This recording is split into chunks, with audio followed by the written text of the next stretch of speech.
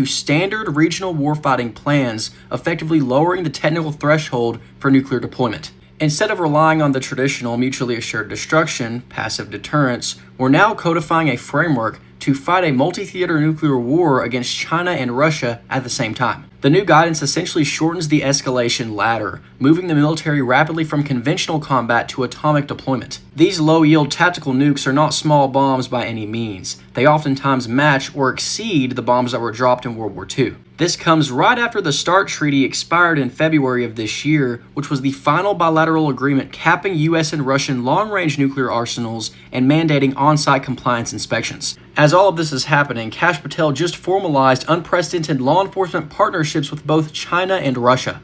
The Pentagon is currently preparing a major nuclear strategy shift that has many people concerned we're planning on using a nuke in the near future. The Pentagon is systemically adjusting its operational posture to integrate tactical nuclear weapons into standard regional warfighting plans, effectively lowering the technical threshold for nuclear deployment. Instead of relying on the traditional mutually assured destruction, passive deterrence, we're now codifying a framework to fight a multi-theater nuclear war against China and Russia at the same time. The new guidance essentially shortens the escalation ladder, moving the military rapidly from conventional combat to atomic deployment. These low-yield tactical nukes are not small bombs by any means. They oftentimes match or exceed the bombs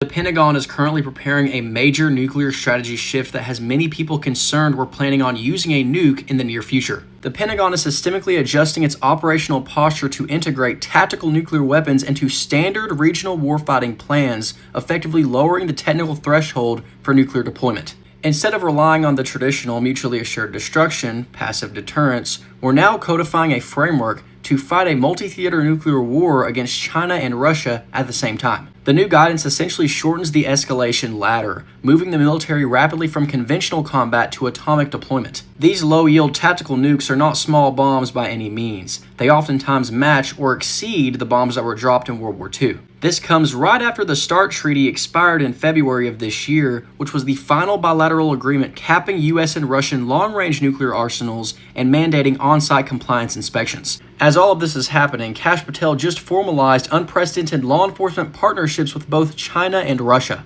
The Pentagon is currently preparing a major nuclear strategy shift that has many people concerned we're planning on using a nuke in the near future. The Pentagon is systemically adjusting its operational posture to integrate tactical nuclear weapons into standard regional warfighting plans, effectively lowering the technical threshold for nuclear deployment. Instead of relying on the traditional mutually assured destruction, passive deterrence, we're now codifying a framework to fight a multi-theater nuclear war against China and Russia at the same time. The new guidance essentially shortens the escalation ladder, moving the military rapidly from conventional combat to atomic deployment. These low-yield tactical nukes are not small bombs by any means. They oftentimes match or exceed the bombs that were dropped in World War II. This comes right after the START Treaty expired in February of this year, which was the final bilateral agreement capping U.S. and Russian long-range nuclear arsenals and mandating on-site compliance inspections. As all of this is happening, Kash Patel just formalized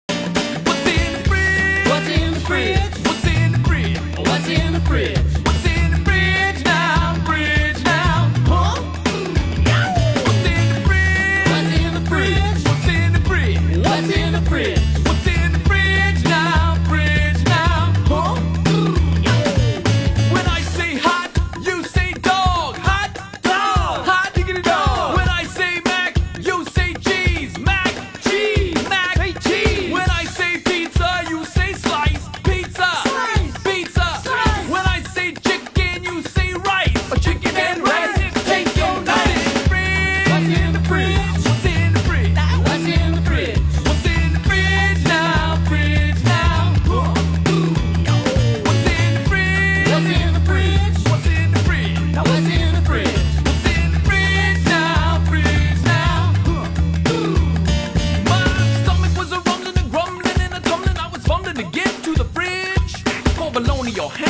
or lettuce and spam, or by the way, 100 flapjacks.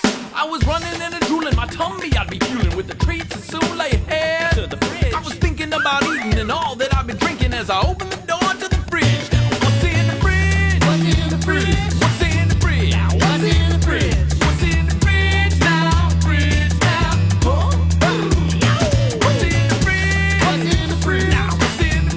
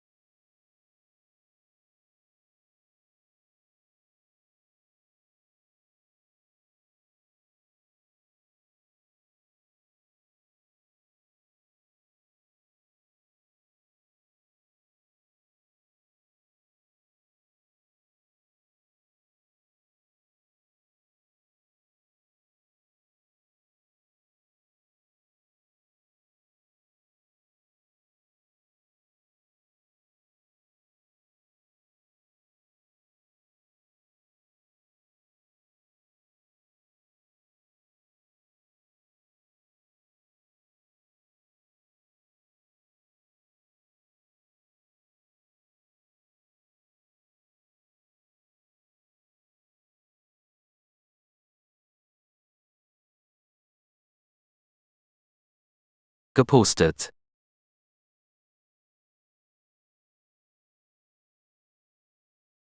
Can you produce a storybook for what happens when refrigeration supply chain energy cut turns any refrigerated food into toxic waste in quantities that nobody is able to remove even if they wanted to do it without being paid? All farm animals dying, all biofood turning into a toxic, stinking mass rodents, vermins, mold, diseases, the great stink, everything blocked, miasma of rotting corpses all over the civilization centers, hungry, paid people fighting over the last scraps of edible food, trash everywhere, sewage plants overwhelmed, so no safe drinking water, the great stink. A Chronicle of the Dark Grid, Chapter 1, The Cold Dies. It didn't begin with a war or a strike. It began with a hum that simply stopped. When the power grids failed, the silent pulse of refrigeration died. In millions of industrial warehouses, shipping containers, and supermarket cold rooms, trillions of calories went dark. Within 48 hours, the cold chain didn't just break, it dissolved into liquid decay. Without power, modern logistics froze, leaving no trucks, no fuel, and no paid workers to move the impending catastrophe. Chapter 2, The Deluge of Decay. On the industrial farms, millions of livestock perished in unventilated, waterless enclosures. In urban distribution hubs,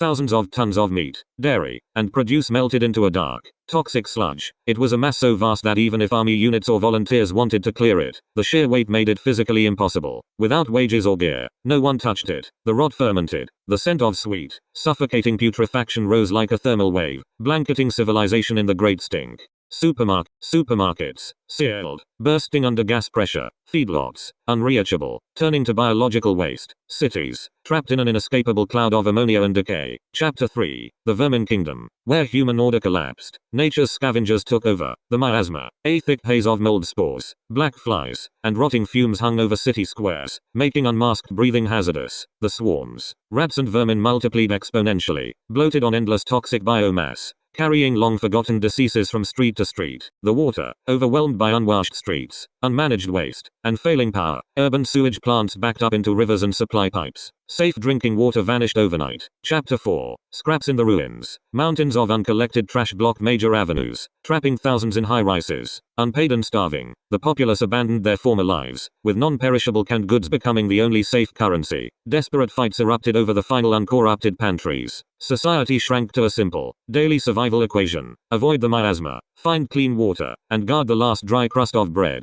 Gemini ist eine KI und kann Fehler machen, auch bei Informationen über Personen. Datenschutz und Gemini. Nah,